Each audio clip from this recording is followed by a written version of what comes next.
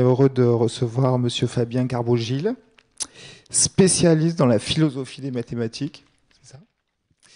Et tout ça, c'est dans le cadre du cycle Philosophie au quotidien que vous devez connaître certainement.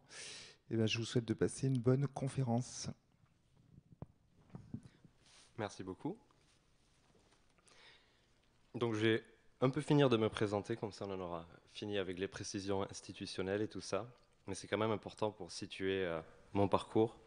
Alors donc je suis doctorant au centre Gilles Gaston Granger, qui est un centre de recherche en philosophie de l'université d'Aix-Marseille, dans lequel il y a beaucoup de gens qui s'intéressent pour l'épistémologie.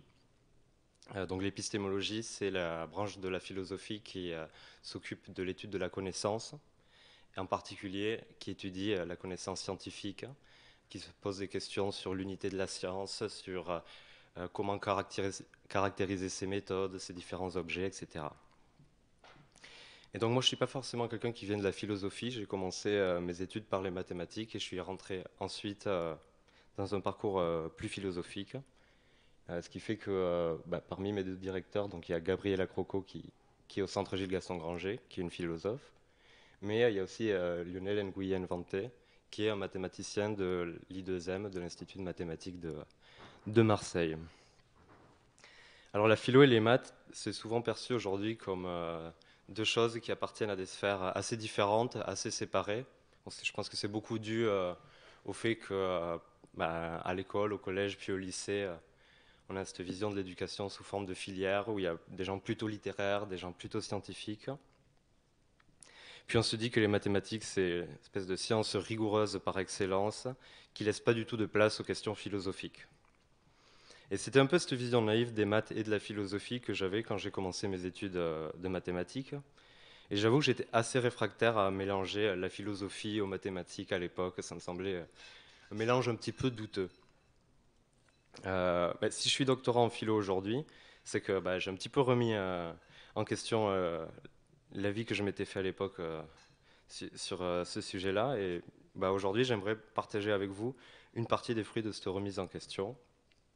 Donc mon objectif, un peu général comme ça, ce sera de vous donner un petit aperçu de pourquoi les mathématiques, en fait, elles posent vraiment des questions philosophiques assez cruciales. Et un peu plus précisément, vous montrer à quel sujet s'intéresse un philosophe des mathématiques. Qu'est-ce que ça étudie, de quoi ça parle, sur quoi on s'interroge. Et justement, la première fois où je me suis dit que les mathématiques, elles pouvaient parfois peut-être poser des questions philosophiques, c'est quand j'ai entendu parler pour la première fois en mathématiques de théorèmes qui étaient indémontrables. Alors le jour où j'ai entendu ça, ça m'a beaucoup surpris, je ne pensais pas que ça existait. Donc petite précision de vocabulaire, quand je dis qu'un théorème est indémontrable, je veux dire que ni ce théorème, ni cet énoncé, ni sa négation ne sont démontrables. Parce que sinon, ça serait assez facile de trouver des théorèmes indémontrables. Par exemple, le théorème qui dit un cercle possède exactement deux angles droits, il n'est pas démontrable parce qu'il est faux. Le théorème qui dit 2 plus 2 égale 6, il n'est pas démontrable non plus parce que tout simplement il est faux. Par contre, on peut montrer leur négation. On peut montrer qu'un cercle ne possède pas d'angle droit et on peut montrer que 2 plus 2, c'est pas du tout égal à 6, mais c'est égal à 4. Les théorèmes indémontrables, c'est vraiment quelque chose de différent. On peut ni démontrer qu'ils sont vrais, mais on ne peut pas non plus démontrer qu'ils sont faux. Et c'est des théorèmes indémontrables que j'aimerais vous parler aujourd'hui. Alors ma première réaction quand j'ai entendu parler de ces théorèmes, c'était de me dire qu'ils n'avaient pas encore été démontrés ni réfutés, mais que ça viendrait peut-être un jour, que c'était juste en quelque sorte une histoire de temps, qu'on n'avait pas encore trouvé la démonstration, mais qu'on allait finir, quelqu'un allait bien finir par avoir un coup de génie et la trouver. Et en fait, on m'a répondu que pas du tout. On ne trouverait jamais de démonstration des théorèmes indémontrables, ni de réfutation, parce qu'il y a justement des mathématiciens qui avaient démontré qu'une telle démonstration peut tout simplement pas exister en fait. Il y avait des mathématiciens qui avaient démontré qu'un théorème était indémontrable. C'est là que ma confiance aveugle dans les mathématiques a commencé à un peu s'effriter, que j'ai commencé à me poser un peu des questions philosophiques, en me disant mais qu'est-ce que c'est que cette affaire? Comment on fait une chose pareille? Comment on démontre que quelque chose est indémontrable? Puis qu'est-ce que ça veut dire que c'est indémontrable? Quel sens précis ça a? Et c'est de ce sujet que je vais discuter un petit peu à travers l'exemple notamment de la découverte des géométries non euclidiennes et de l'histoire de un problème célèbre de la géométrie qui était le problème de la démonstration du postulat des parallèles d'Euclide. Alors voilà pour le programme. En gros,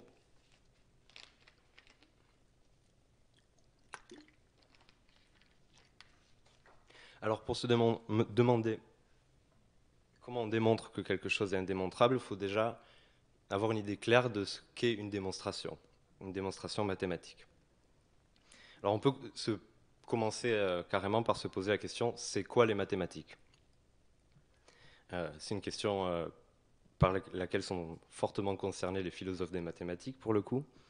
Et il n'y a pas une réponse unique, ça dépend de quelle manière on va essayer de répondre à la question. Par exemple, si on caractérise les mathématiques par leur domaine d'étude, les objets qu'elles étudient, on peut se dire que les humains ils ont commencé à faire des mathématiques très tôt parce que très tôt ils ont commencé à se servir de nombres. On a même dans des civilisations qui n'ont pas forcément l'écriture, on retrouve des os avec des entailles dont on se doute qu'ils servaient à compter du bétail ou autre chose, des jours, des cycles astronomiques. Voilà. Plus proche de nous, on a retrouvé chez les Babyloniens, chez les Sumériens, chez les Égyptiens aussi, un certain nombre de tablettes, donc ici en cunéiforme, qui parlaient de nombres, de notions mathématiques, de volume, d'air, tout ça. Donc ça, par exemple, c'est une tablette qui donne des problèmes de calcul de volume, de pyramides, d'objets comme ça, et qui donne la solution pour calculer le volume d'une pyramide, d'un cylindre, etc. On a aussi des tablettes avec des méthodes pour calculer, par exemple, la racine de certains nombres. On a des tablettes avec des inverses pour faire des divisions, tout ça. Il y a vraiment un usage pratique des mathématiques et appliqué qui arrive très tôt dans l'histoire de l'humanité. Donc là, on est entre 2000 et 1500 avant Jésus-Christ. Mais il y a un certain nombre de gens qui considèrent que en fait, les mathématiques, plutôt que par leur objet d'étude, ce qui est intéressant, c'est de les caractériser par leur méthode.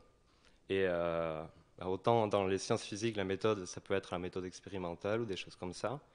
La particularité des mathématiques, c'est vraiment que leur méthode, ça va être la démonstration. Comment on va réussir à avoir un énoncé ou un théorème qui est vrai dans les mathématiques, on va le démontrer. Et ça, c'est une pratique qui est beaucoup plus récente et qui, pour ce qu'on sait, est née à peu près au moment de l'Antiquité grecque, puisque dans ces textes qui précèdent l'époque grecque, on a des méthodes, on a des manières de faire, mais on ne va pas forcément chercher à montrer que ces méthodes sont justes. On les applique, ça marche, tout le monde voit que ça marche, et on se pose peut-être pas plus que ça la question. Et les Grecs, ils vont vraiment se poser la question plus que les autres. Et on va vraiment avoir un développement des pratiques de démonstration chez les Grecs. On ne se contente plus de fournir des solutions à des problèmes, il faut démontrer ces solutions. Il faut démontrer qu'elles sont justes, qu'elles sont bien fondées. Et ça va être assez lié aussi au développement des pratiques de politique et de rhétorique chez les Grecs, en fait, et à la pratique de la démocratie. Et chez les Grecs, la démonstration, elle ne va pas avoir pour seul but d'établir une vérité, elle doit aussi établir le fait que cette vérité, elle est nécessaire. Non seulement c'est vrai, mais c'est forcément vrai. Ainsi, le mathématicien grec, il va démontrer des propositions que personne ne va pouvoir mettre en doute. Et en plus, il va établir pourquoi elles sont vraies dans une démarche des fois qui est plutôt explicative, plutôt qu'argumentative. On va comprendre pourquoi c'est vrai, pour quelles raisons, qu'est-ce qui fait qu'un théorème est vrai. C'est toutes les vertus de la démonstration. Et un exemple célèbre de l'art démonstratif grec, c'est un ouvrage qui est devenu très connu, qui est Les éléments d'Euclide, donc qui est daté à peu près de 300 avant Jésus-Christ. Alors on ne sait pas grand-chose d'Euclide lui-même, mais on sait que son ouvrage, il s'est transmis de génération en génération, de civilisation en civilisation jusqu'à nous, et on le présente souvent comme le livre qui posséderait le plus d'éditions après la Bible. Alors, j'ai fait des recherches, mais j'ai pas réussi à confirmer ce nombre. Donc c'est possible que ce soit un peu une légende urbaine que se transmettent les mathématiciens parce que ça fait une belle histoire. Mais ce qui est sûr, c'est que ça donne une idée de l'importance qu'a pu avoir ce traité au cours de l'histoire. Et finalement, si on se rappelle des mathématiques, en tout cas pour ce qui est de la géométrie au moins, qu'on a faite au collège et au lycée, ben, tout ce qu'on a vu, tous ces théorèmes, Thalès, Pythagore et bien d'autres choses, ils sont déjà dans les éléments d'Euclide qui ont été écrits il y a 2300 ans. Ce traité, il n'est pas tellement important parce qu'il soit révolutionnaire pour les mathématiques de l'époque ou qu'il y ait beaucoup de nouveautés dedans ou qu'on démontre des choses qu'on n'avait jamais démontrées. En fait, l'intérêt des éléments d'Euclide, c'est plutôt que ça va être une présentation unifiée de à peu près tous les savoirs mathématiques de l'époque. Vraiment une espèce de cadre unificateur de toutes les mathématiques. D'ailleurs, c'est quelque chose qui est assez long. Il y a 13 livres au total dans les éléments d'Euclide. Ça ne parle pas du tout que de géométrie dans le plan. Donc les 4 premiers livres sont consacrés à la géométrie dans le plan.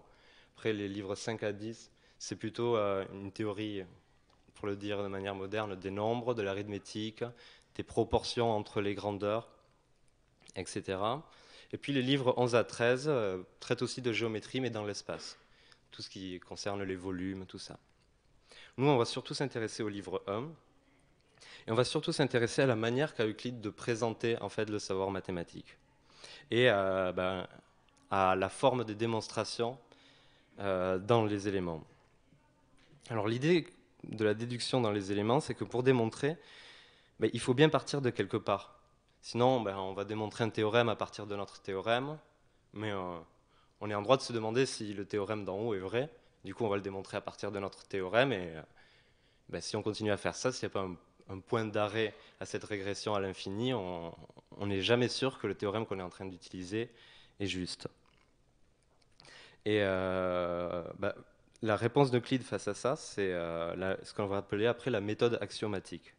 C'est-à-dire qu'on va partir de prémices qui sont évidentes et intuitives, d'espèces de vérités premières comme ça, qui sont au-delà de tout doute, qu'on est obligé d'accepter de par elles-mêmes, qu'on n'a pas besoin de démontrer en fait. Et après, on va essayer de construire des arguments valides, des étapes avec lesquelles tout le monde est d'accord, à partir de ces vérités premières, pour démontrer des vérités un peu plus compliquées. Donc l'idée d'un argument valide, c'est qu'il va transmettre la force des prémices, dont on est vraiment sûr qu'elles sont vraies, jusqu'à la conclusion. Et les démonstrations, ça va être en fait juste une manière de transformer des énoncés vrais dans d'autres énoncés vrais un peu plus compliqués. Alors comment ça se présente dans les éléments d'Euclide? Il y a plusieurs types un petit peu de vérités premières. Et c'est le tout début du livre 1. Et Euclide, il va, dans l'état d'esprit en tout cas, il va se servir que de ce qu'il a supposé au début du livre 1 dans tout le reste de ses livres. Alors il fait plusieurs types de suppositions. Donc il y a 23 définitions, il y a 5 demandes et 8 notions communes. Donc les définitions, c'est vraiment des définitions dans le sens où on peut les substituer aux mots définis. Par exemple, la définition 1, c'est la définition du point. Un point est ce dont il n'y a aucune partie. Ça veut dire qu'à chaque fois que Euclide écrit point, on pourrait écrire ce dont il n'y a aucune partie. Comme c'est un peu long, on pose des mots et on remplace ce dont il n'y a aucune partie par point. Pareil pour la ligne c'est une longueur sans largeur. Et pour les droites parallèles, la 23, les droites parallèles sont celles qui, étant dans le même plan et indéfiniment prolongées, de part et d'autre, ne se rencontrent pas, ni d'un côté ni de l'autre. C'est juste pour vous donner une idée de à quoi ressemblent les définitions chez Euclide. On peut noter qu'il y a, c'est peut-être pas forcément évident celle-là, mais souvent il y a une espèce d'appel à l'intuition physique. Pour comprendre de quoi on parle, on va avoir des idées un petit peu d'intuition physique, de choses qui sont alignées comme ça, des choses dont tout le monde voit de manière vraiment intuitive de quoi elles parlent.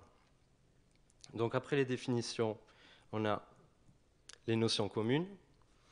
Alors les notions communes, elles servent à définir ce qu'on entend par l'égalité en fait. On a par exemple la notion 1, les choses égales à une même chose sont aussi égales entre elles. Si A est égal à B et que B égale à C, ben alors A égale à C, pour le dire en langage moderne. Ou la notion 8 qui est restée assez célèbre, parce qu'elle a été remise en question par d'autres théories, notamment la théorie des ensembles que j'étudie. La notion 8, elle nous dit le tout est plus grand que la partie. Mais nous, ce qui va nous intéresser surtout, c'est pas les notions communes qui sont des notions en fait qui sont pas propres aux mathématiques. Ça, ça serait plutôt dans l'esprit d'Euclide de l'ordre de la logique. C'est-à-dire c'est des choses qui s'appliquent à n'importe quelle science, pas forcément à la géométrie, aux mathématiques, mais la définition de l'égalité, c'est valable un peu pour tout en fait. Les demandes, ça va être des choses qui sont vraiment des vérités premières, mais propres aux mathématiques. Donc il y en a 5. Là, on a les 4 premières. Je pense que vous allez être d'accord que c'est des choses que on peut que être d'accord avec ça. Donc entre 2 points, on peut toujours tracer une droite. Oui, si j'ai 2 points, ben, je peux les relier par une droite. Demande 2, on peut toujours prolonger indéfiniment une droite tracée entre 2 points, et etc. En fait, la demande qui va nous intéresser plus particulièrement, c'est la demande 5,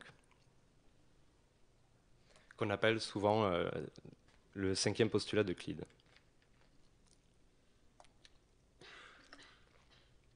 Alors, vous pouvez voir que la demande 5, elle fait un peu plus peur que les autres.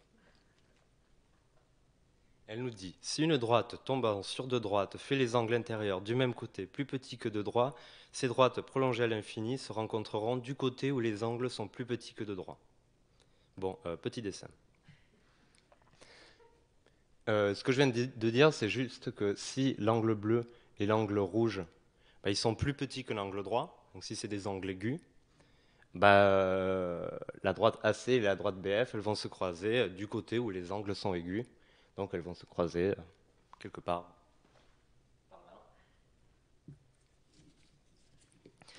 Et les mathématiciens vont avoir très vite un problème un petit peu avec cette 5e demande, parce que si on la compare aux autres, elle a l'air beaucoup plus compliquée, beaucoup moins élémentaire.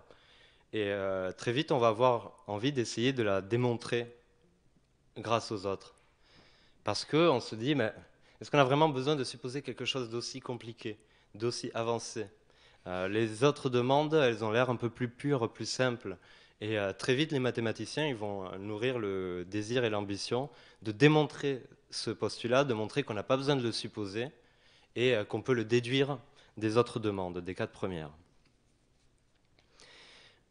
Alors moi, je ne vais pas vous parler directement de cette demande parce qu'elle est un peu compliquée. Et d'ailleurs, souvent quand on parle du 5e postulat d'Euclide, on le présente sous une autre forme qui est due à Proclus, un autre mathématicien grec postérieur, qui est le postulat des parallèles, qui dit par un point donné, on peut mener une et une seule parallèle à une droite donnée. Alors c'est un énoncé qui est vraiment strictement équivalent à la demande 5 d'Euclide. C'est-à-dire que si le postulat des parallèles est vrai, ben, on va pouvoir démontrer la demande 5. Et si la demande 5 elle est vraie, on peut démontrer le postulat des parallèles. Donc supposer l'un ou l'autre, ça va avoir un petit peu la même valeur en fait. Et donc on peut se poser la question de la démonstration de la demande 5 à propos du postulat des parallèles indifféremment. Alors, ce postulat des parallèles, il est pratique parce qu'il est un peu plus simple. Il nous dit, si on a une droite D et un point A, il y a une seule parallèle à D qui passe par A, c'est la droite D', parce que les autres droites, elles ne passent pas par A, et les autres droites qui passent par A, elles vont croiser quelque part D.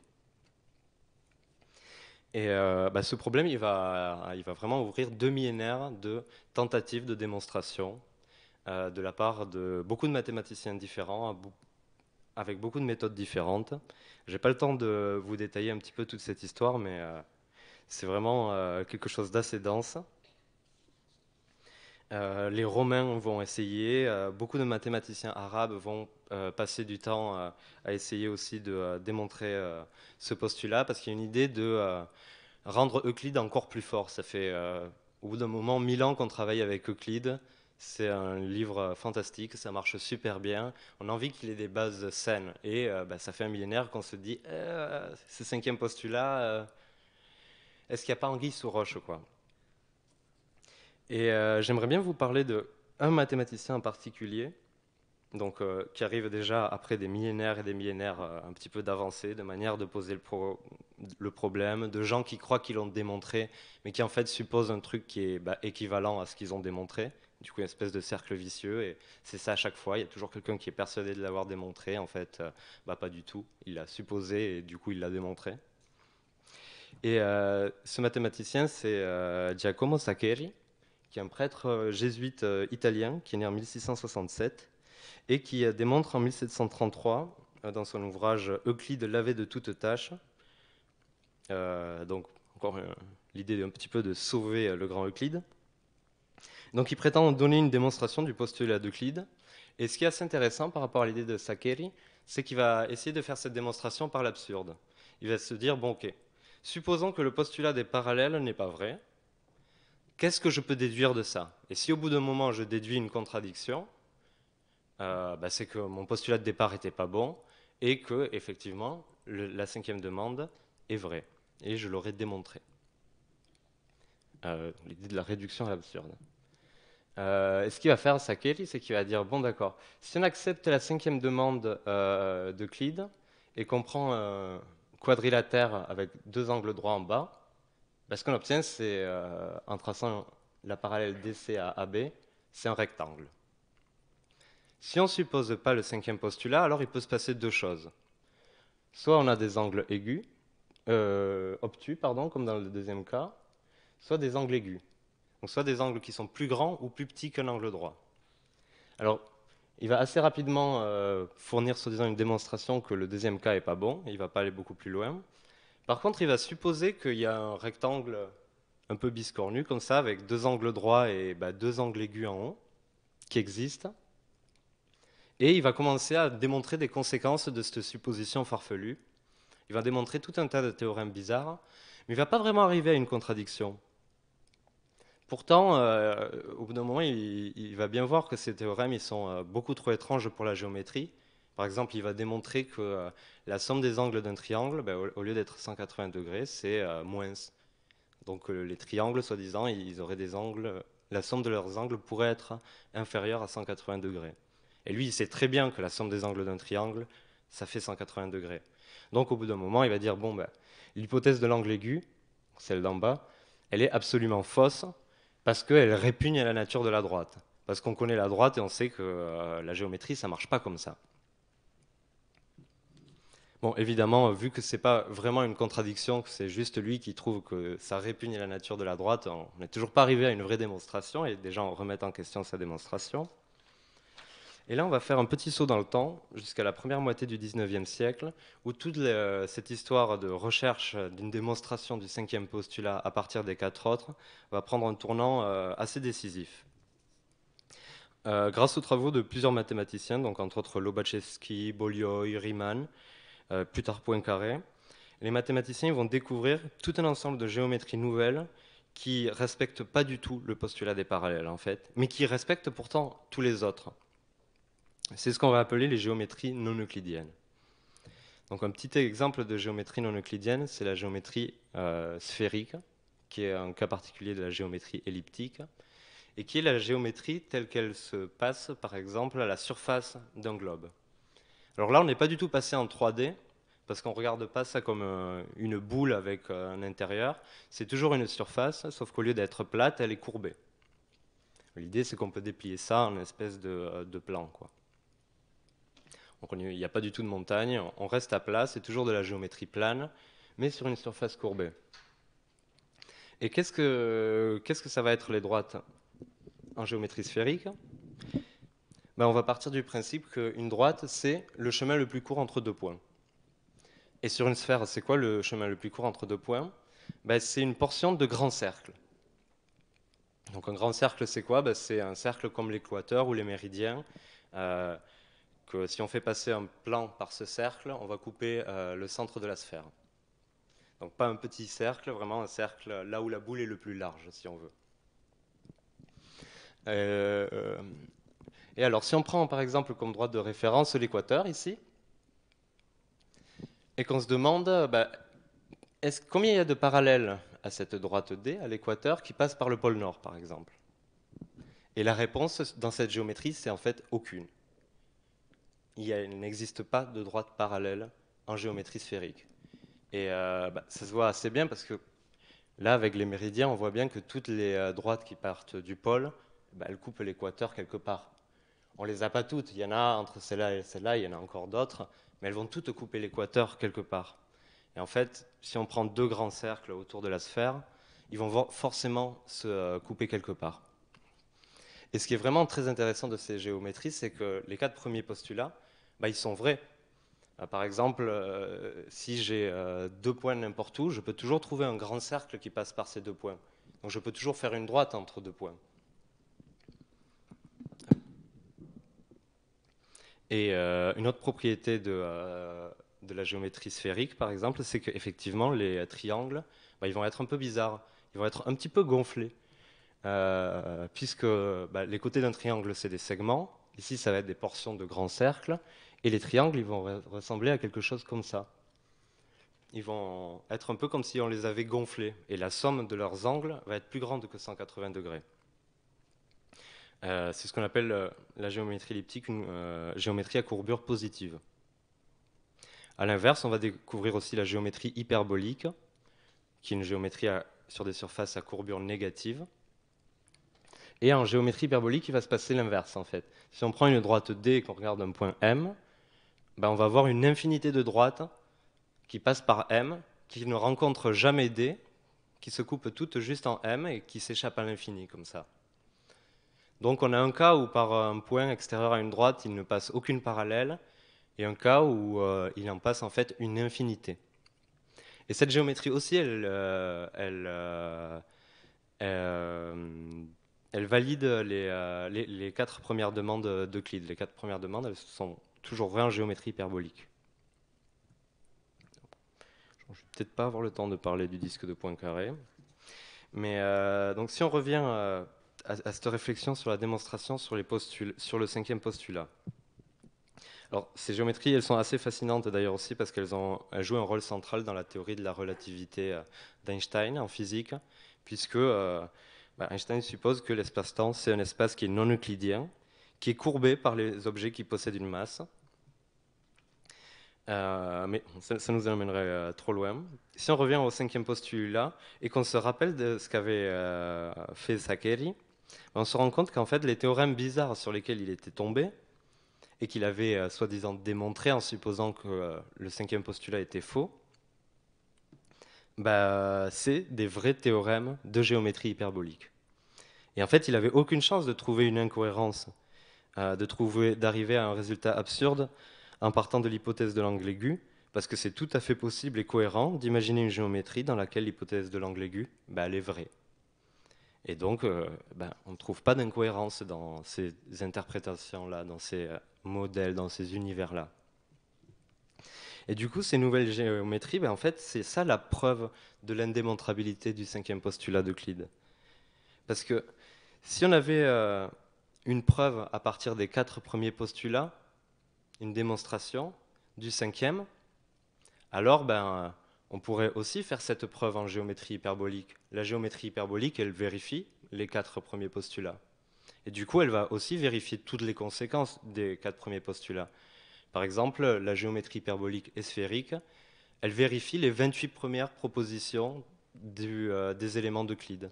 Parce que Euclide, lui aussi, se méfiait, il trouvait que sa cinquième demande, elle était peut-être un petit peu étrange, et du coup, il essaye de ne pas s'en servir au début des éléments.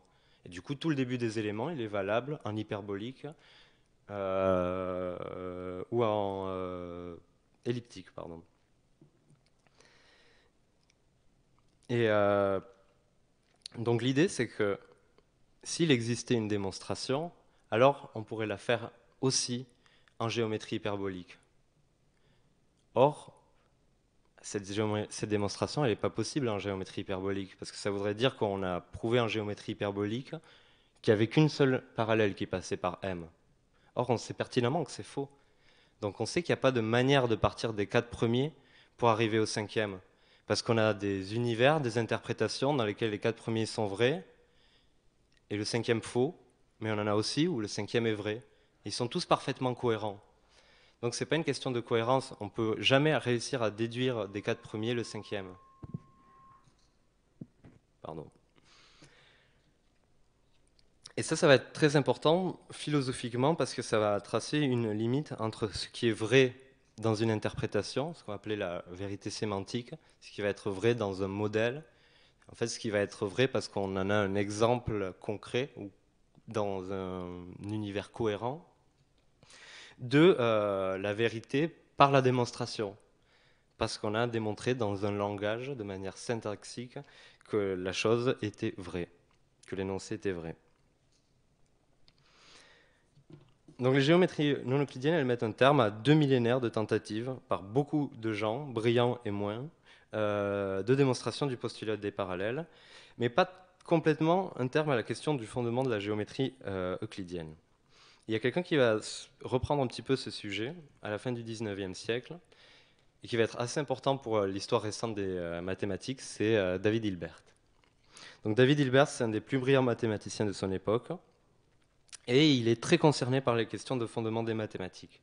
Et pour des raisons moi, que je qualifierais d'assez philosophiques en fait. Hilbert, il voulait montrer que les maths, qui selon lui étaient à la base d'une grande partie de notre connaissance sur le monde, reposaient sur des bases saines, qu'on pouvait faire confiance à nos connaissances. Il s'agissait pour lui de montrer que les connaissances étaient possibles en fait, et d'affirmer un certain optimisme concernant la possibilité d'avoir un progrès de la science. Et c'est une manière de lutter contre le scepticisme pour lui, que de s'intéresser au fondement des mathématiques. Pour illustrer ça, j'ai un petit extrait d'une intervention de Hilbert qui fait en 1930 à la radio. Et il dit nous ne devons pas croire ceux qui, aujourd'hui, avec une attitude philosophique supérieure, prophétisent la chute de la culture et acceptent l'ignorabimus. Pour nous, il n'y a pas d'ignorabimus, et à mon avis, il n'y en a même pas dans les sciences naturelles. À la place de cet ignorabimus insensé se dresse notre slogan « Nous devons savoir, nous saurons ». Alors, ignorabimus, c'est une référence à la locution latine ignoramus et ignorabimus, qui signifie nous ne savons pas et nous ne saurons jamais. Et ça, c'est tout ce contre quoi Hilbert se bat.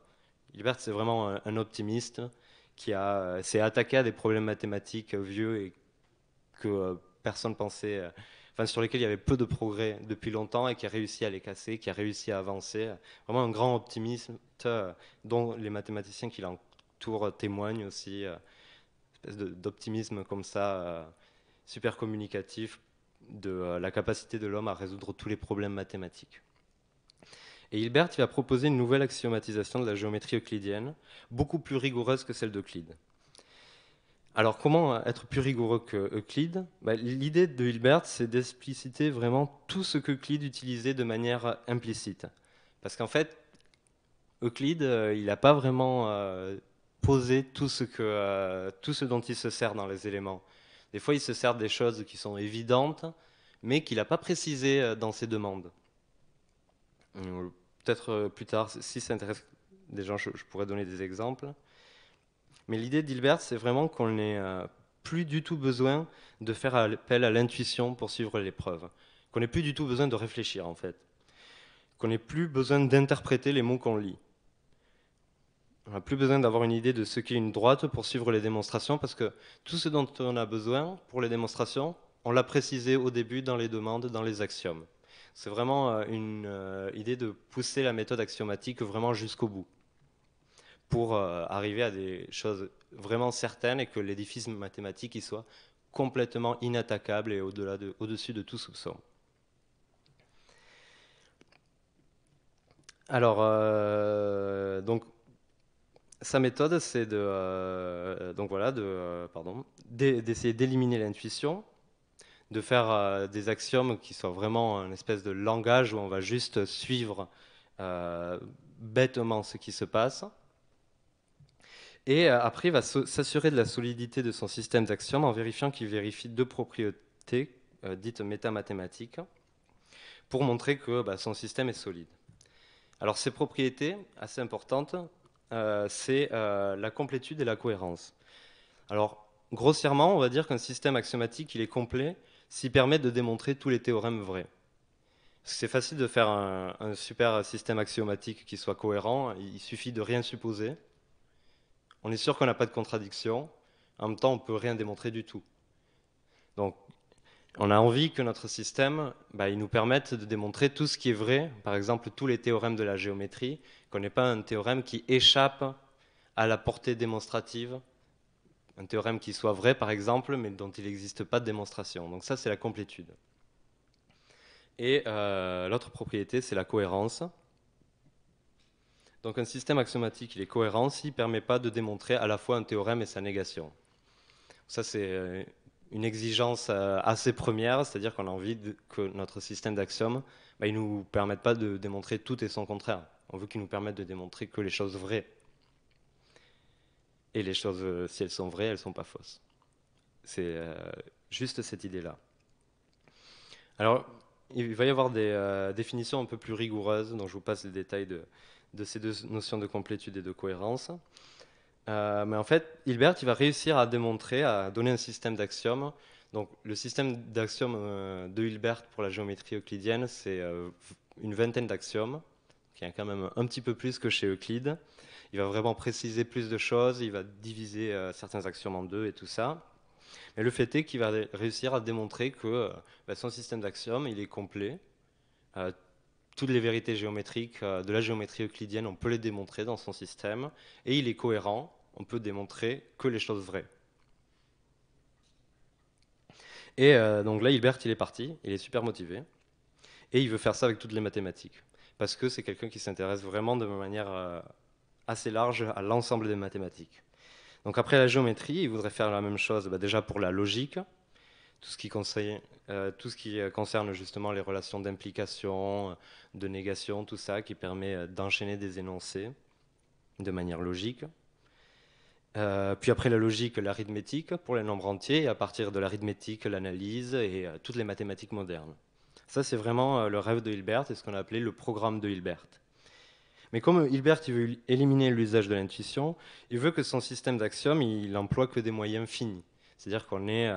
Bon, d'ailleurs, c'est pas très clair ce que Hilbert entend par des moyens finis. Et beaucoup de gens qui ont discuté de ça, mais c'est l'idée qu'on ne se serve pas, encore une fois, de l'intuition, qu'on n'ait pas besoin d'avoir une intuition de ce que c'est quelque chose d'infini ou une infinie répétition. Voilà.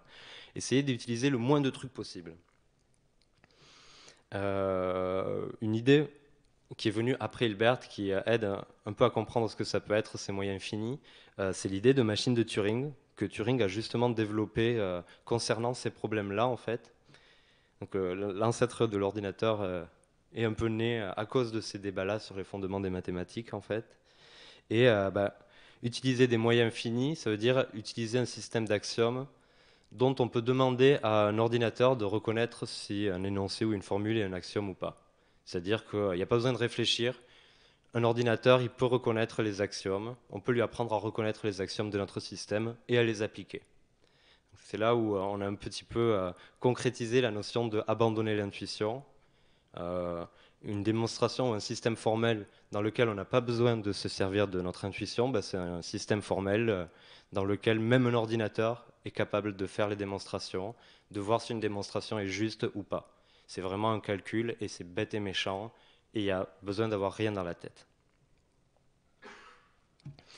Et c'est là qu'on en arrive à Kurt Gödel, qui est un petit peu le savant que j'étudie dans le cadre de ma thèse, qui démontre dans sa thèse, à lui, en 1929, que le programme de Hilbert, déjà, il est OK pour la logique. C'est-à-dire que la logique, elle est complète et elle est cohérente.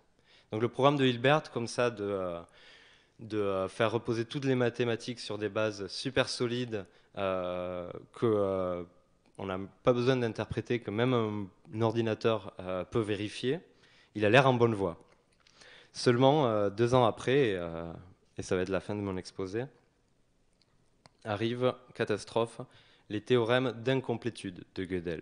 Donc 2 ans après avoir montré la cohérence de la logique, Gödel il s'attaque au problème suivant, qui est celui de formaliser, d'axiomatiser l'arithmétique. Il y avait déjà eu des travaux avant, mais lui se demande d'accord, est-ce qu'il y a des axiomatisations qui sont complètes? Est-ce qu'on est sûr qu'elles sont cohérentes et est-ce qu'on peut le démontrer? Et par une preuve extraordinaire que je n'ai pas le temps de vous détailler ici, il démontre ces deux théorèmes. Alors le premier, il nous dit, il y a plein de mots barbares, mais ça va aller. Il nous dit dans n'importe quel système axiomatique formel récursivement axiomatisable, alors ça, ce que ça veut dire, c'est qu'un ordi est capable de reconnaître les axiomes. C'est assez simple ce qu'on entend par axiome pour l'expliquer à un ordi et qu'il puisse être capable de reconnaître quand est-ce qu'on a un axiome ou pas. Alors cohérent, on a vu ce que ça voulait dire, et capable de formaliser l'arithmétique, c'est-à-dire qu'on peut avoir accès aux notions de nombre et d'opération et on peut démontrer les théorèmes basiques de l'arithmétique. Ce qui ne semble pas une demande incroyable. Il y a quand même en mathématiques des choses qui semblent beaucoup plus avancées et beaucoup plus complexes que les premiers théorèmes de l'arithmétique. Ça, c'était vraiment le début du programme de Hilbert. Et en fait, dès le début du programme, le programme il s'avère impossible parce que le théorème 1, il nous dit qu'on va toujours pouvoir construire un énoncé arithmétique qui sera indémontrable dans ce système. C'est-à-dire qu'à chaque fois quelle que soit l'axiomatisation qu'on prend de l'arithmétique, il y a toujours des propositions arithmétiques qui sont vraies, mais dont il n'existe pas de démonstration ni de réfutation, qui échappent un peu à la capacité démonstrative comme ça de notre système.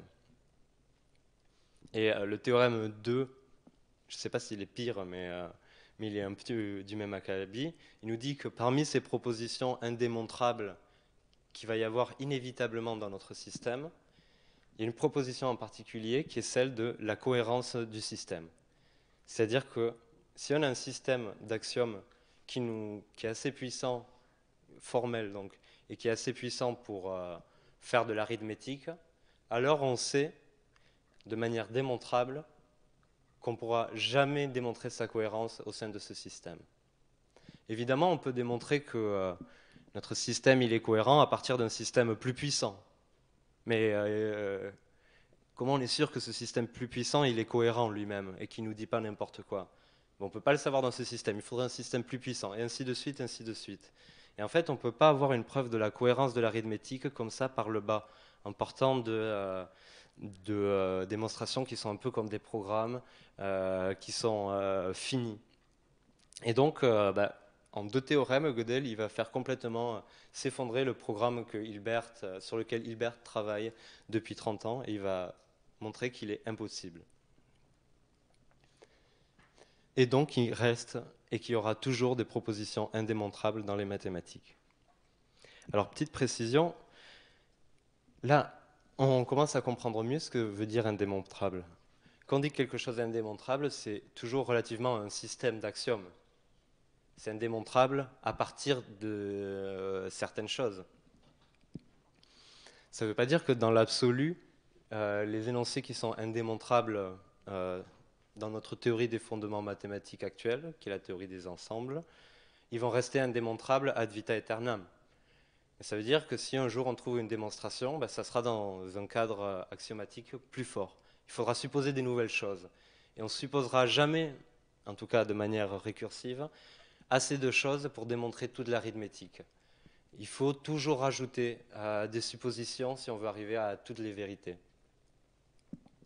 Et ça pose un certain nombre de questions philosophiques auxquelles du coup je m'intéresse beaucoup, parce qu'il y a des célèbres théorèmes de mathématiques, comme l'hypothèse du continu, ou aussi des problèmes de théorie de groupe ou de théorie de la mesure, qui sont indémontrables dans notre axiomatisation actuelle, qui est la théorie des ensembles, qui est relativement acceptée par les mathématiciens comme étant vrai ou étant un bon fondement. Et on a des problèmes dont on sait qu'ils ne sont pas démontrables dans cette théorie. Et c'est une vraie question philosophique de savoir ce que vont devenir ces problèmes-là. Est-ce qu'au bout d'un moment, on va trouver des nouveaux axiomes, des nouvelles vérités mathématiques qu'on va pouvoir ajouter, à partir desquelles on va pouvoir démontrer ces énoncés qui étaient jusque-là indémontrables, dans un nouveau système plus fort, qui démontrera plus de choses? Ou est-ce qu'on ne se mettra jamais d'accord sur l'introduction de nouveaux axiomes? Il y a un débat qui est assez important et les mathématiciens eux-mêmes ne sont pas d'accord. Et ce qui est aussi assez intéressant, c'est de voir les débats sur ces nouveaux axiomes. Parce que du coup, il y a des mathématiciens qui disent, mais si bien sûr que ce théorème indémontrable, pour moi, il est vrai, je pense que j'ai une vraie intuition, des vrais éléments pour dire qu'il est vrai. Mais c'est quoi ces éléments? Comment on fait pour s'apercevoir qu'un énoncé mathématique, il est vrai, si on ne peut pas le démontrer? Comment on fait pour s'apercevoir, comment ça se passe la prise de conscience, si on veut, ou la construction de l'intuition qui fait passer un énoncé de douteux à la conviction qu'il est vrai? Et bah, tout ça, c'est des questions qui, moi, me semblent hautement philosophiques et que j'étudie un peu dans le cadre de ma thèse. Et je vais m'arrêter là.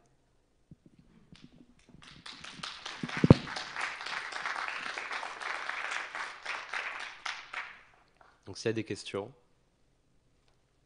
Oui. Hmm. Qu'est-ce qui est entendu exactement par, dans l'idée de complétude, on peut démontrer tout ce qui est vrai, mais c'est quoi cette notion de vérité là? C'est-à-dire que c'est une vérité qu'on sait d'où, si c'est indépendamment de la démonstration possible artificielle. Alors, c'est une très bonne question. Là, l'idée, c'est vraiment l'idée de vérité dans une interprétation. Et on a d'ailleurs, c'est une des contributions vraiment importantes de Hilbert à ces réflexions-là. C'est lui qui commence à mettre au centre des réflexions sur la vérité la notion de modèle. Un modèle, qu'est-ce que c'est? C'est quelque chose que maintenant on sait définir de manière très très rigoureuse, en tout cas avec la théorie des ensembles. Mais un modèle, c'est une interprétation. C'est-à-dire que quand on a un système axiomatique, on a des mots, mais qu'on n'interprète pas. Qui est écrit droite ou tapis, on s'en fiche. À partir du moment où on a précisé les propriétés de la droite, si on veut dire que c'est des propriétés de tapis, très bien, on a le droit. On ne se sert que de ce qui est dans les axiomes, donc on n'a pas besoin d'interprétation, on n'a pas besoin d'intuition. Dans un modèle, par contre, on va interpréter ces espèces de symboles, de syntaxe, de langage formel qui n'a aucun sens de par lui-même, avec des objets. On va les interpréter dans un univers. Et c'est un peu ce qu'on fait quand on interprète les 4 premières demandes d'Euclide dans le modèle de la sphère, par exemple, ou dans le modèle du plan. Et c'est cette notion de vérité que Hilbert il utilise. C'est la vérité dans une interprétation. D'ailleurs, ce que disent les théorèmes d'incomplétude de Gödel, c'est que on n'arrivera jamais à préciser une interprétation unique de l'arithmétique à partir d'un système axiomatique formel, récursivement énumérable. C'est-à-dire que tous nos systèmes axiomatiques qui définissent l'arithmétique, ils ont des interprétations bizarres dans lesquelles il y a des énoncés qui sont vrais et d'autres interprétations dans lesquelles le même énoncé est faux. Puisqu'on sait qu'il y a un énoncé qui est indémontrable, ça veut dire qu'il y a une interprétation dans laquelle il va être vrai et une interprétation dans laquelle il va être faux. Pour éviter de parler de vérité ou de fausseté, parce que c'est vrai que ça peut embrouiller un peu, on parle de satisfaction dans un modèle. C'est-à-dire qu'on a des interprétations qui satisfont la vérité, qui satisfont un énoncé, d'autres interprétations qui ne le satisfont pas. Donc voilà, c'est ça un peu la nuance sur la vérité. Ce qu'on appelle la vérité sémantique, par opposition à la vérité syntaxique, qui est juste la vérité qu'on déduit dans les théorèmes. Et ça a vraiment pris beaucoup de temps à l'humanité de comprendre que dans la notion de vérité, il y avait ces deux concepts qui étaient vraiment fondamentalement différents. Il y a des phrases qui sont vraies juste en fonction de leur forme, en fait. Si je dis le micro est là et le micro n'est pas là, je sais que c'est faux, mais j'ai pas besoin de regarder le micro, en fait. Je peux appliquer ça à des choses que je vois pas. J'ai pas besoin de vérifier dans le modèle. J'ai dit qu'il était là et j'ai dit qu'il n'était pas là.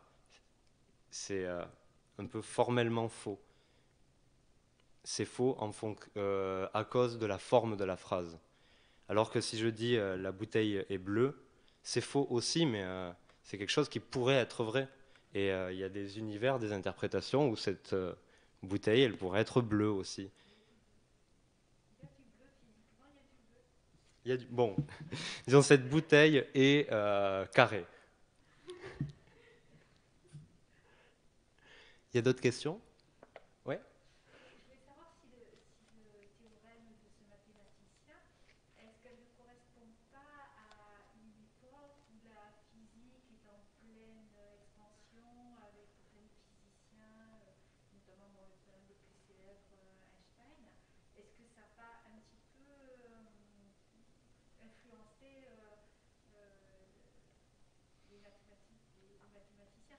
Quand je vous ai dit, c'était pas pour vous ennuyer que j'ai dit il y a du bleu, effectivement, il y a du bleu, parce qu'en physique, on sait que la lumière, là, elle est rouge, le bouchon est rouge. Pourquoi? Parce que c'est le rouge qui n'est pas absorbé. Et en fait, il y a du bleu, il y a toutes les couleurs, il y a toutes les couleurs d'arc-en-ciel dans notre bouteille. Et d'abord, c'est le rouge qu'on voit, parce que le rouge ne pénètre pas l'objet.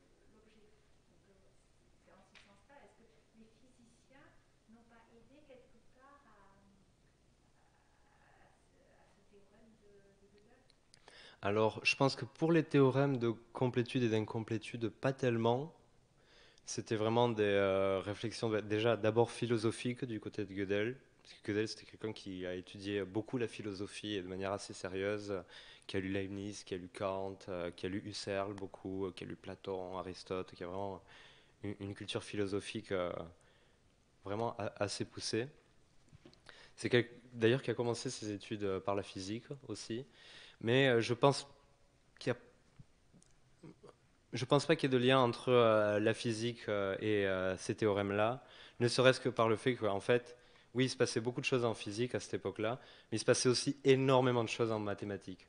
C'est la période qui a suivi ce qu'on appelait la crise des fondements, qui est une des raisons pour lesquelles Hilbert a fait son programme, qui était en fait l'apparition d'un certain nombre de paradoxes au cœur des mathématiques, et donc vraiment la question de mince.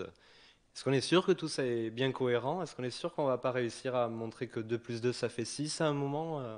Il y a eu vraiment des grandes discussions philosophiques au sein des maths au début du XXe siècle. Je pense que ces théorèmes ils sont plus liés à ces discussions entre mathématiciens qu'à des discussions en lien avec la physique. Par contre, Gödel a fait d'autres travaux en lien avec la physique un petit peu plus tard. Justement parce qu'il était très ami avec Einstein, ils étaient tous les deux à Princeton. C'est d'ailleurs Einstein qui a fait venir un peu Gödel à Princeton au début de la Seconde Guerre mondiale. Et ils allaient à la fac ensemble en fait. Et de ces discussions sur le chemin de la fac sont nées pas mal d'articles de Gödel justement sur la relativité, en fait sur la contribution de la théorie de la relativité au problème de est-ce que le temps c'est quelque chose d'objectif ou est-ce que c'est quelque chose de subjectif. Il a montré notamment avec des modèles qui s'appellent les modèles des univers tournants, qui sont un modèle, donc une interprétation des équations d'Einstein, dans lesquelles c'est impossible de définir un temps absolu et dans lesquels le voyage dans le temps est possible. Donc, son objectif, c'était pas de montrer que notre univers est comme ça, parce que son univers est fichu un peu bizarrement et tourne dans tous les sens, mais en tout cas, il est cohérent avec les équations d'Einstein, et au moins, il a montré que le fait qu'il existe un temps objectif, c'est certainement pas quelque chose qu'on peut déduire des équations d'Einstein, c'est justement quelque chose qui est un peu indémontrable dans les équations d'Einstein. On a des interprétations de ces équations dans lesquelles on peut définir un temps objectif en quelque sorte, et on en a d'autres, comme ceux de Gödel, où on ne peut pas définir de temps objectif. Donc l'objectivité supposée du temps, si on veut dire qu'il y a un temps objectif, on est obligé de le supposer en plus des équations, parce que c'est indémontrable dans les équations d'Einstein. Voilà, pour les liens avec la physique. Mais sur ça, je pense qu'il n'y avait pas beaucoup de liens avec la physique. Oui.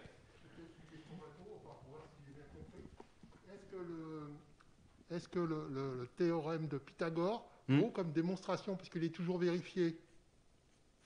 Alors, est-ce que ça vaut comme démonstration ou c'est pas ça, c'est pas la démonstration, c'est pas une démonstration de... Non, de dire c'est toujours vérifié, c'est pas une démonstration. Déjà parce que c'est quelque chose qu'on n'arrive pas à dire. On peut prendre un triangle et mesurer les côtés et montrer que ça vérifie bien le théorème de Pythagore. Mais le faire pour tous les triangles, c'est physiquement en fait impossible. Personne ne peut arriver avec tous les triangles. Oui, oui, mais un triangle rectangle, par exemple, il peut avoir un côté de longueur 1 cm. Prenons un triangle rectangle 1 par 1. On mesure les deux côtés, ils font 1. On mesure la diagonale, on voit que ça fait racine de 2, comme dans le théorème de Pythagore, très bien. Mais pour savoir si c'est vrai pour tous les triangles, il faudrait se poser la question du triangle de hauteur 1, mais de base 2, mais aussi celui de base 3 et 4 et 5. Et en fait, quel que soit le nombre de preuves comme ça que vous allez m'amener, je vais toujours pouvoir vous dire, oui, mais est-ce que tu as vérifié que ça vaut toujours pour un triangle de base 1 428 250? Et comme il y a une infinité de possibilités de triangles, il y a ce principe inductif qui est en physique de dire, bon, on a vu plein d'exemples, enfin, chaque fois qu'on regarde, ça se reproduit, c'est vrai. C'est pas quelque chose de suffisant pour les mathématiciens. Ouais. Donc, ça veut dire que des relations vérifiées ne veulent pas de démonstration. Non. Bon, d'accord. Ouais. On peut avoir des relations vérifiées. D'ailleurs, on a j'ai pas l'exemple particulier en tête, mais depuis l'avènement de l'informatique, on s'est rendu compte qu'il y avait des problèmes dont on ne savait pas trop si c'était vrai ou pas, qu'on soupçonnait comme étant vrai parce que la relation était toujours vérifiée. Et on s'est rendu compte que quand on arrivait à des nombres à 78 chiffres, il y avait un exemple où c'était faux. Et on a aussi des choses comme ça dont on pense qu'il n'y a aucun exemple, qu'il n'y a pas de contre-exemple, qu'on n'a toujours pas réussi à démontrer. Et, empiriquement, on ne peut pas le démontrer parce qu'on teste toujours jusqu'à un certain point. Comme on n'arrive jamais à l'infini par définition, c'est vraiment pas une preuve valable pour les mathématiciens. Ouais. Je pose encore une question. Ouais. Alors, c'est peut-être hors cadre. Est-ce que vous pourriez nous donner peut-être une définition de l'infini? Plusieurs même. C'est pas- Une des définitions de l'infini, hop, je reviens en arrière, c'est un ensemble. Alors oui, je parle toujours d'ensemble, c'est mon gros dada.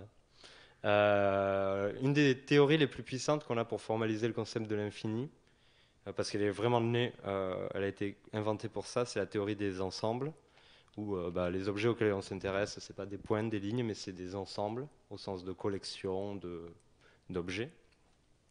Et un ensemble infini, c'est un ensemble qui ne vérifie pas la notion 8. C'est-à-dire qu'un infini, dans un ensemble infini, le tout, il n'est pas forcément plus grand que la partie. Ça, on le voit par exemple si on prend l'ensemble des nombres entiers, 0, 1, 2, 3, jusqu'à l'infini, on a envie de dire qu'il est plus grand que l'ensemble des nombres pairs. 0, 2, 4, 6, parce qu'on a l'impression qu'on en a enlevé la moitié. Et pourtant, on peut faire une espèce de... En fait, en théorie des ensembles, on va considérer que deux ensembles, ils ont le même nombre d'éléments. Si on peut relier chaque élément de A à un élément de B. C'est bêtement, si vous n'avez pas envie de compter, est-ce qu'il y a autant de doigts des deux côtés que vous ne savez pas compter, vous pouvez toujours relier voir si en reliant à chaque doigt, on peut trouver un doigt. Et si il n'y a aucun doigt si tous les doigts peuvent être reliés à un doigt et un seul, sans compter, je me suis rendu compte qu'il y avait le même nombre d'éléments. Ok ? Et pour revenir au nombre entier, c'est très facile de définir une relation comme ça entre les nombres pairs et l'ensemble des nombres entiers. En fait, 0, il va correspondre à 0. Le nombre entier 1, il va correspondre à 2. 3 à 6, 4 à 8, 5 à 10. On multiplie par 2 à chaque fois. Et on voit que pour chaque entier, on peut toujours trouver le nombre pair qui est unique et qui lui correspond. Donc en fait, il y a autant de nombres pairs que de nombres entiers au total. Donc on ne vérifie pas la notion 8. Là, la partie, elle est aussi grande que le tout, en fait. Donc c'est une des manières de définir ce qu'est l'infini. C'est un objet dans lequel le tout il peut être aussi grand que la partie. Une autre manière de le définir, c'est toujours avec les ensembles. Un ensemble infini, c'est un ensemble qui est au moins aussi grand que l'ensemble des entiers. Parce que l'ensemble des entiers, on va le définir comme l'ensemble de tous les ensembles finis. tout ce qui est en dessous de l'infini, c'est fini en fait. Et donc, vu qu'on sait que cet ensemble qu'on appelle oméga, l'ensemble des entiers naturels, c'est le plus petit des ensembles infinis, bah, une autre définition des ensembles infinis, c'est être plus grand que oméga, ou au moins aussi grand qu'oméga. Et on peut démontrer que ces deux définitions, elles sont équivalentes. Je ne sais pas si ça va comme réponse. Une petite question, mais c'est bon. Ah bon? Oui, que pensez-vous de l'idée qui dit un postulat est une croyance qui a été vérifiée? Un postulat et une croyance qui a été vérifiée. Ça dépend ce qu'on entend par croyance et par vérifier. J'ai envie de m'échapper un petit peu.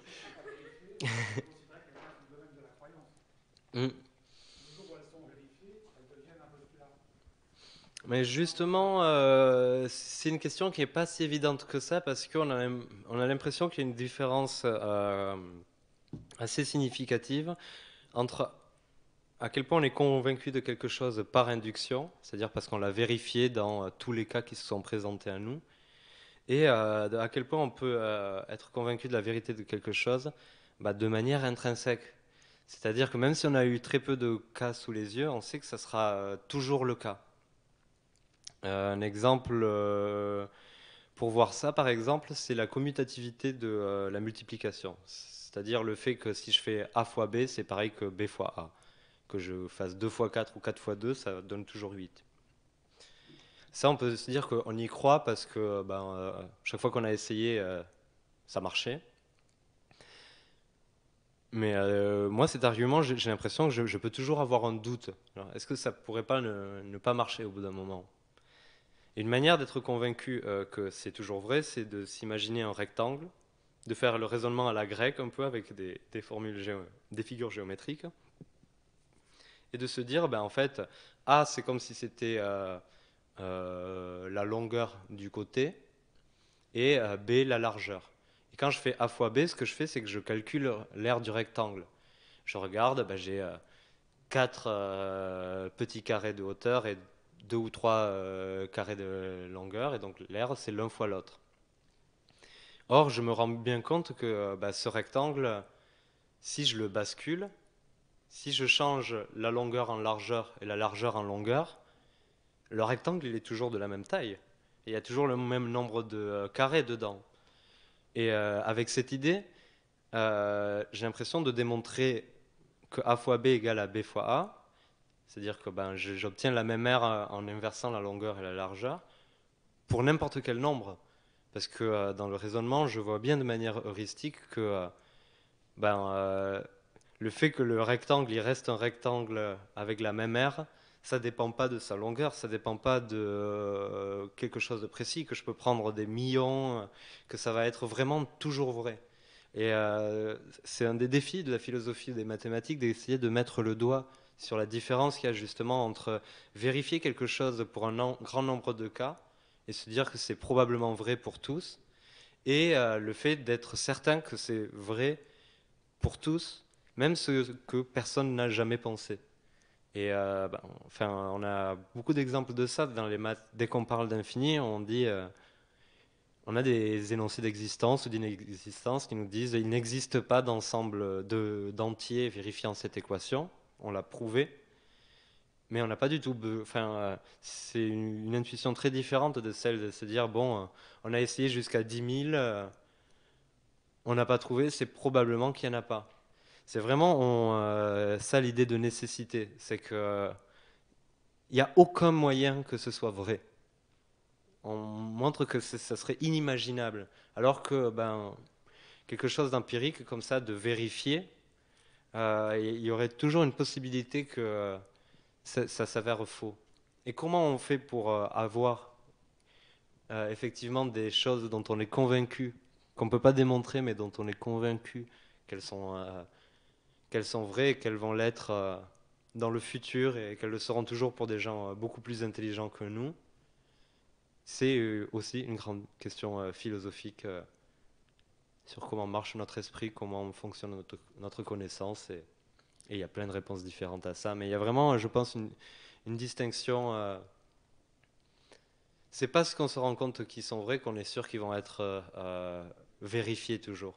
Mais des fois, ça peut être l'inverse. En maths, on tâtonne un peu, on voit qu'un truc, il a l'air de marcher tout le temps, on se dit mais ça doit être vrai, comment je le prouve? Ça peut être une étape, mais dans le raisonnement, après, c'est vraiment quelque chose qui vient après, qui est secondaire.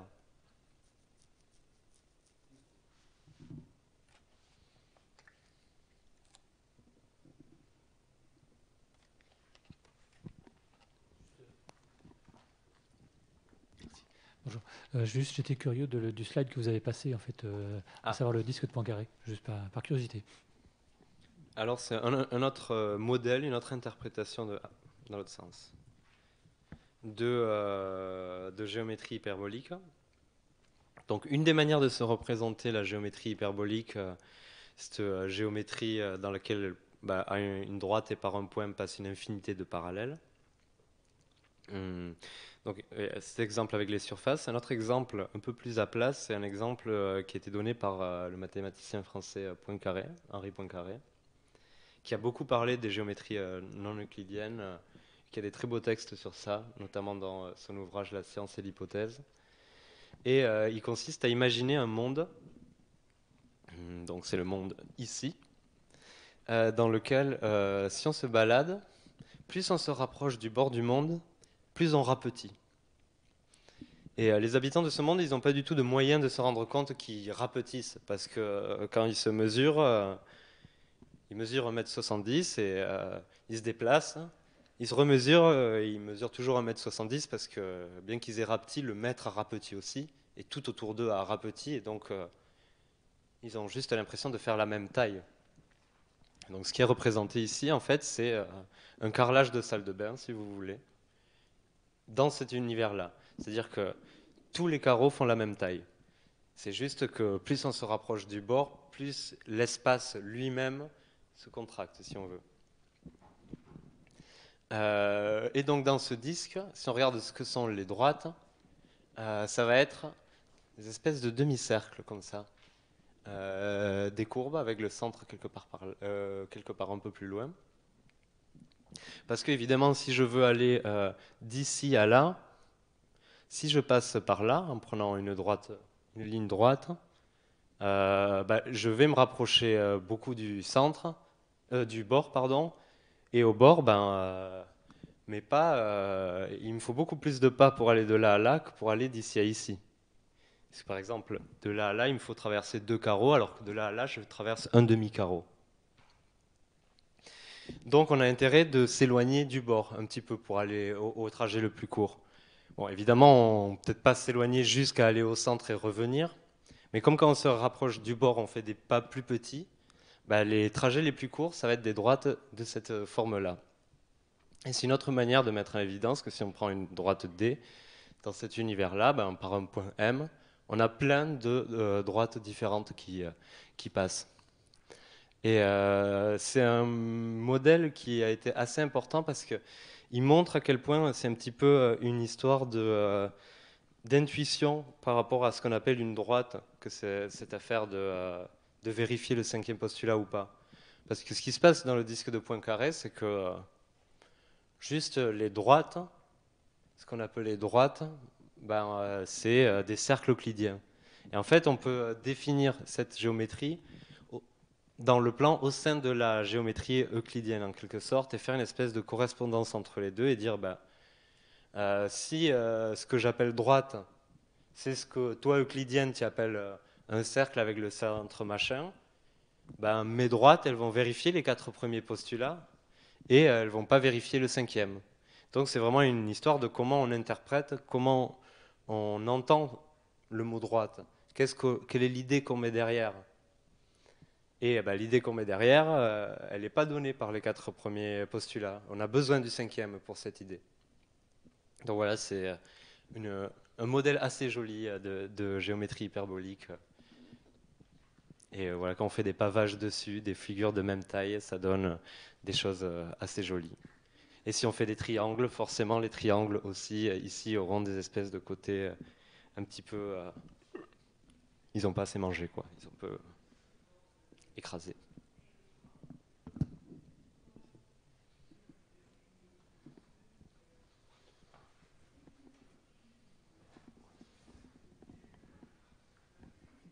Est-ce qu'il y aurait des exemples simples de choses qui sont indémontrables dans les cadres théoriques actuels dont tu parlais tout à fait à la fin? Oui. Ben, en fait, moi, l'énoncé sur lequel je travaille, il s'appelle l'hypothèse du continu.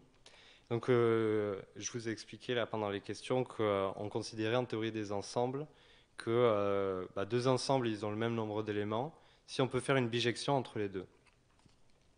Et un truc dont on s'est assez vite rendu compte, c'est que l'ensemble des antinaturels, qui est donc le plus petit ensemble infini, ce qu'on appelle l'ensemble dénombrable, ou l'infini discret, il est plus petit que l'infini de la ligne droite, ce qu'on appelle l'ensemble des réels. Tous les nombres à virgule, même avec une infinité de chiffres après la virgule, bref, toutes les grandeurs possibles. Il y a une manière de démontrer que cet ensemble de droite, cette droite, elle contient plus de points que l'ensemble des entiers. Donc le continu, la droite, est plus grande que les entiers, que le dénombrable. Et ce qu'on ne sait pas, c'est à quel point il est plus grand. Est-ce qu'il y a des ensembles infinis qui sont plus petits que les droites, que le continu, mais quand même plus grands que l'ensemble des entiers naturels? Ou est-ce que dès qu'on est plus grand que les antinaturels, on est forcément aussi grand que le continu, que cet ensemble dense et très gros qui est l'ensemble des réels? En gros, l'énoncé combien de points contient une droite, c'est un des énoncés indémontrables. Il s'appelle l'hypothèse du continu. Il a été énoncé à la fin du 19e et moi j'ai étudié cette hypothèse-là en particulier. Il y a des débats, il y a des gens qui prétendent que il y a un seul ensemble infini qui est coincé entre le continu et le dénombrable. Il y en a qui prétendent que pas du tout, qu'il n'y en a aucun. Et il y en a qui prétendent que c'est une question qui n'a aucun sens et qu'on n'arrivera jamais à trouver une solution unique. C'est peut-être l'exemple le plus faussement simple que je connaisse. Après, il y a des énoncés de théorie des groupes, de théorie de la mesure. Ce n'est pas les énoncés de tous les jours, hein. La plupart des mathématiciens, quand ils ne savent pas démontrer un théorème, ils ne se disent pas « Ah, c'est sûrement indémontrable ». Mais il y en a quand même quelques-uns.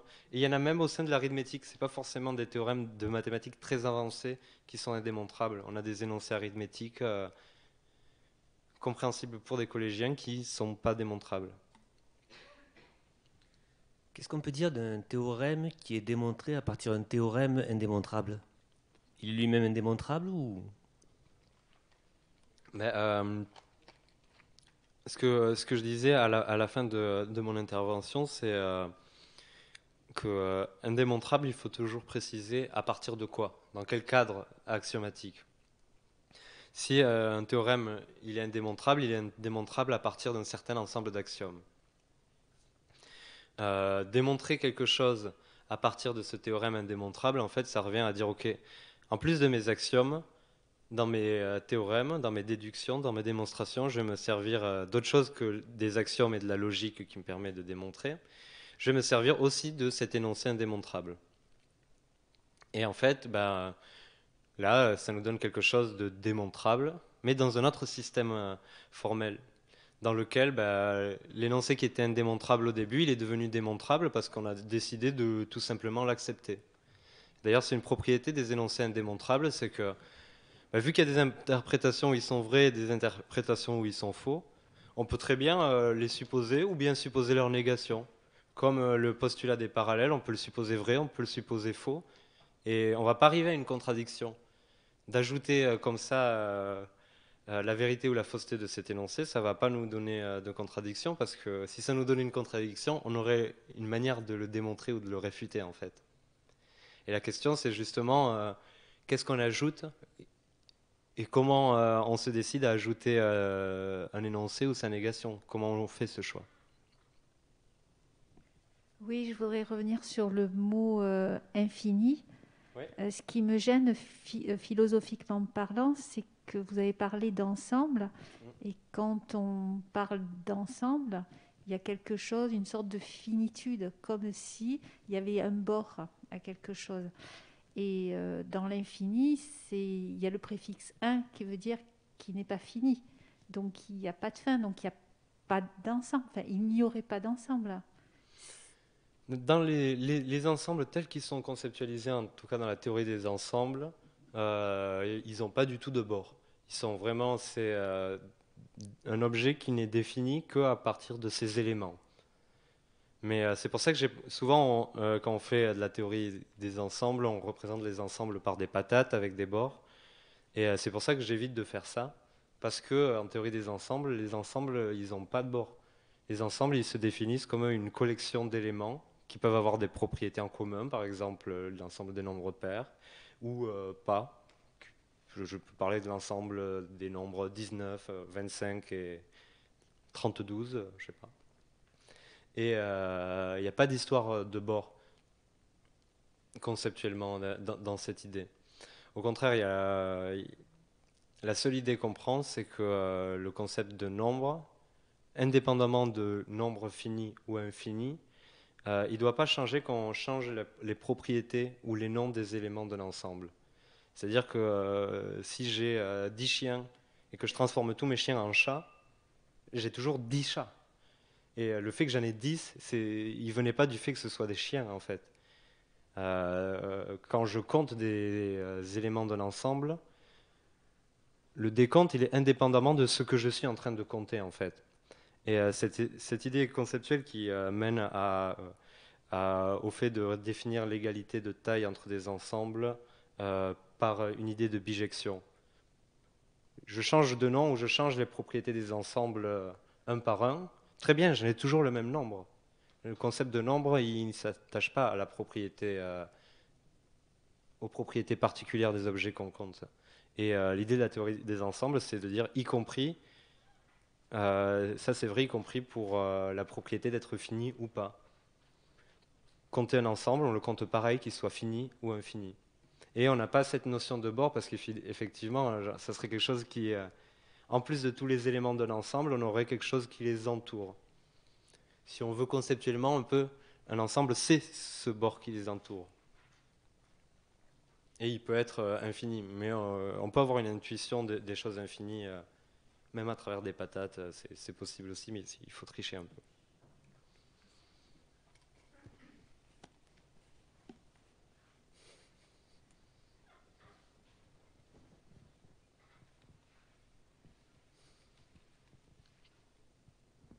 Si vous n'avez pas d'autres questions, vous avez d'autres questions? Ouais. Une dernière pour rire. Allez. Est-ce que vous êtes gêné dans votre activité, dans vos études, par le problème du langage? Gêné, ça dépend ce que l'on entend par gêné. Est-ce qu'il vous manque des mots? Parce qu'on voit bien que les formulations sont assez... Non. Il faudrait inventer un langage en même temps qu'on invente des concepts, en fait, pour être à l'aise. Oui, mais là, des fois, je ne suis pas très à l'aise avec ça parce que je ne veux pas utiliser des mots barbares qui me prendraient très longtemps pour être définis. Mais finalement, vu que c'est un petit peu à la frontière entre les mathématiques et la philosophie, on a tout un tas de mots qui sont mathématiquement très bien définis pour parler de ce dont on veut parler, y compris des mots pour parler du langage. C'est pour ça qu'il y a la notion de métamathématique qui est là. On a des langages pour parler du langage. Justement, les mots de complétude et de cohérence, c'est des mots qui parlent d'un langage. Est-ce que dans ce langage, on peut démontrer tout et n'importe quoi? Est-ce qu'on peut tout écrire? Est-ce qu'on peut arriver à atteindre n'importe quelle phrase? C'est un petit peu ces idées. Donc oui, la notion de langage, elle est capitale, essayant bien de séparer le langage pur, ce qui est formel et syntaxique, et qui dépend que de symboles vides de sens et qui sont compréhensibles même par une machine, de l'interprétation qu'on a de ce langage. Mais oui, ça fait utiliser plein de mots bizarres. Bon, j'utilise souvent le mot non-diagonalisabilité, et je me suis beaucoup entraîné à le dire, et j'y arrive maintenant. Mais ça fait partie de ce vocabulaire qu'on a un petit peu hérité des mathématiques, mais aussi ça a été vraiment, je pense, des choses les plus importantes dans la philosophie depuis le milieu du 19e siècle, de comprendre l'importance et la place du langage en fait dans la philosophie. Depuis les travaux de Frege, en gros, au au 19e siècle, on a vraiment compris que le langage dans lequel on exprimait des vérités et cette structure un petit peu dans laquelle on allait figer dans le marbre des pensées ou des intuitions, des choses qui sont pas forcément matérielles, que cet acte de passer de la pensée au langage, il était très problématique et il soulevait beaucoup de questions. Comment est-ce que c'est possible de vraiment traduire quelque chose? Est-ce que ça a du sens? Ça fait partie un peu des grandes questions de la philosophie qui se sont révélées assez récemment finalement dans l'histoire de la philo et qui sont très liées à ces questions, genre le théorème d'incomplétude, c'est d'accord à quel point un langage peut énoncer des vérités à propos de lui-même. Est-ce qu'un langage peut dire je suis un langage cohérent? Gödel il montre que à partir du moment où un langage il est assez compliqué pour faire de l'arithmétique avec, par exemple, ce langage, s'il est cohérent, il sera incapable de dire ça. Donc on voit un peu les limites de ce qu'on peut faire avec le langage, avec le formalisme, avec tout ça. Alors qu'il y a un siècle, il y avait des gens qui pensaient vraiment qu'il n'y avait pas forcément de limite. Et Gödel il a vraiment montré que s'il y a une limite intrinsèque, parce qu'on peut, quand on commence à faire parler le langage à propos de lui-même, il y a tout un tas de choses bizarres et d'autoréférences qui se passent et qui sont problématiques. On vous remercie Fabien, on vous remercie tous d'être venus. Merci et à d'être la venu. prochaine.